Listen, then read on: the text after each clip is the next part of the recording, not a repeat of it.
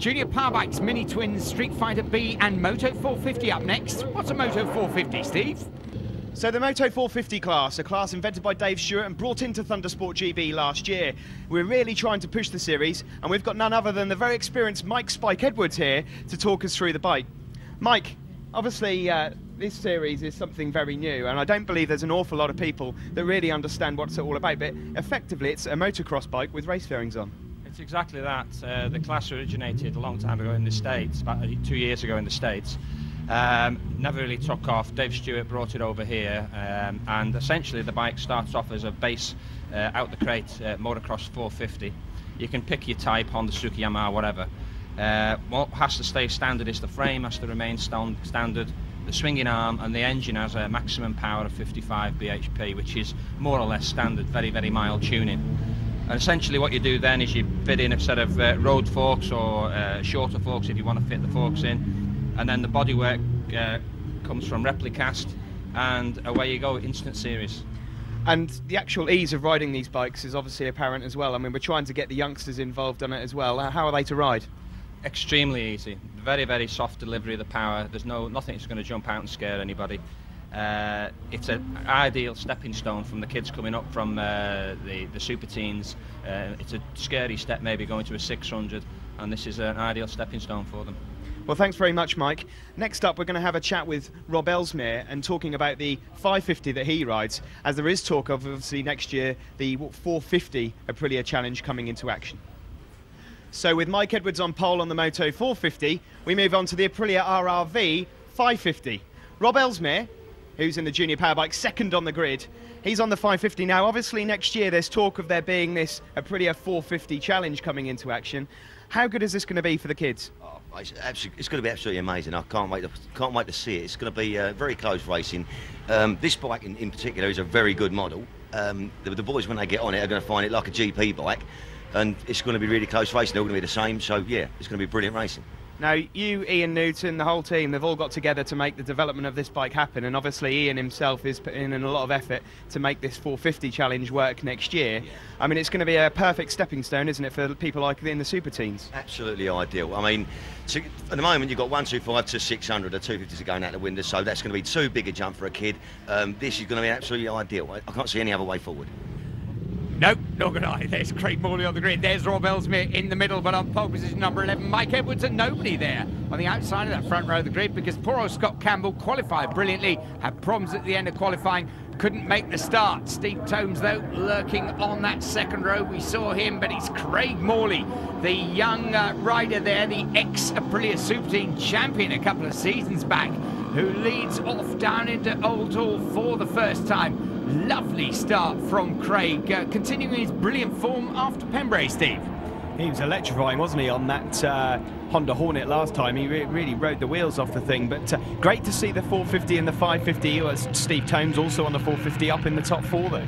Yeah, the Moto 450s, well, coming to the fore. I don't know about the 50, but they're coming to the fore this weekend in the hands of Mike Edwards. And look at that, Mike Edwards, all the experience of the world up the inside and into the lead at Shell Oils. I think Mike is in something like his 29th consecutive season of racing, and most of those have been at the top level as well. He's ridden all sorts of machines.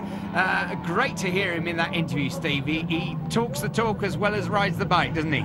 He does, yeah. He's very experienced. He's great to talk to, and he can really help out some of the youngsters as well if any of them want to chat. But I mean, between someone like him, Rob Ellesmere there in second, and Steve Tomes, God knows how many years' experience is between all three. And at the moment in between them is Craig Morley, the youngster, keeping well up there. There's that pale blue machine in third place with Steve Tomes all over him like a rash. Of course, this is a multi-class race. We've got the Moto 450s, we have the Junior Powerbikes. Mike Edwards leading Moto 450 at the moment, and Rob Ellesmere the leading Junior Powerbike. Then we have, well, Steve Tomes just going up the inside there, but Craig Morley in fourth place now, leading Street Fighter B. And of course we have the Mini Twins out there as well. That's a very competitive championship, and we welcome back this weekend Chris Boland, who was out in Afghanistan. He's in the RAF and he had to go to Afghanistan, missed a couple of rounds, but he's glad to be back in the saddle here at Oulton. Well, we think he's glad to be back. I'm not sure this is the weather he was probably hoping for. I'm sure it was a bit different back in Afghanistan. But yeah, frankly, I think he'll take Oulton, don't you? I'm pretty sure he will. But it's good to see all the mixer classes out there. Just worth noticing, I've just had I've got a note here saying the number 11, that's Mike Edwards, has actually got a 10-second penalty, Robin, from a jump start. So that could really affect the race here.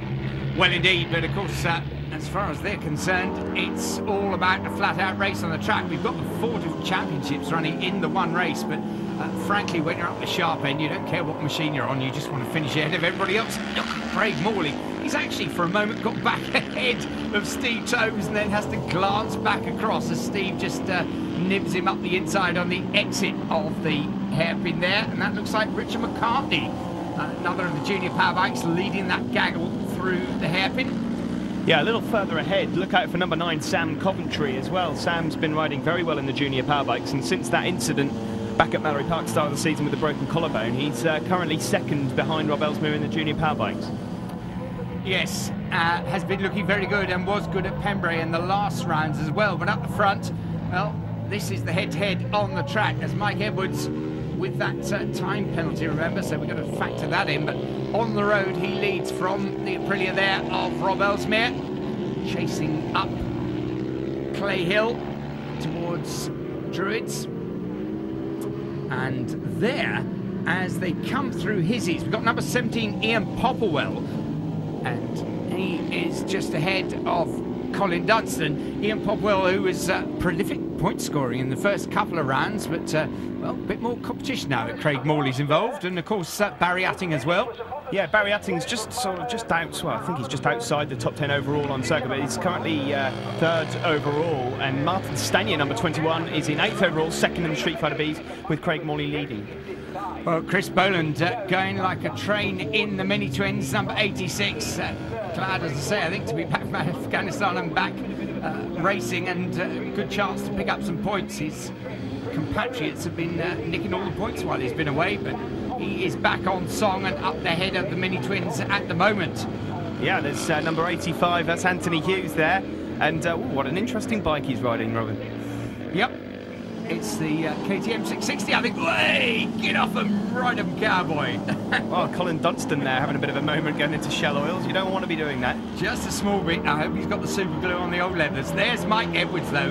Now then, Mike Edwards, that 10-second penalty for the jump start. But I tell you what, lap by lap, he's gradually eking out that lead. I wonder if he can nab 10 seconds back by the end of this. But look at that, Sam Coventry there, number 9, we can see just behind the leading mini-twin rider, that's Chris Boland. Well, they're out on their last lap, and Mike Edwards coming through the rain there. Now, he's stretched out a reasonable gap. Can it be enough to take the win? Overall, remember, he's got carrying that 10-second penalty, and there the checker flag goes out, and it's acknowledged by Mike. And he has got the 10-second gap over Rob Ellesmere, so that will be the first ever win outright for the Moto 450 in these combined grids. And Sam Coventry taking the junior power bike win from Tinker Moda and Richard McCartney. Rob Ellesmere's bike excluded after failing post-race scrutineering for the noise test. That was after the podium, so there's Rob looking a little happier there than he was later on. But Chris Boland, back from Afghanistan, won the mini-twins from Paul Turner and Clive White, with Lee Hutchinson, Tim Jones, Robert Aston and Steve Taylor completing those results. And there, a very happy Chris with his trophy.